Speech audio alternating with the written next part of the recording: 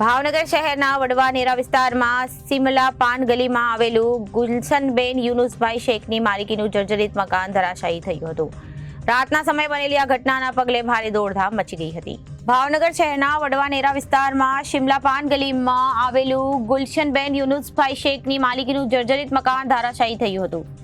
રાતના સમયે બનેલી ઘટનાના પગલે ભારે દોડધામ મચી ગઈ હતી. કાટમાળ રોડ પર પડતા આવન જાવન બંધ કરી દેવામાં આવી હતી. મ્યુનિસિપલ અરેસ્ટેડ અધિકારી, ફાયર સેફટીના સ્ટાફના ઘટના સ્થળે પર દોડી આવ્યા હતા અને કાટમાળ દૂર કરવાની કામગીરી હાથ ધરવામાં આવી હતી.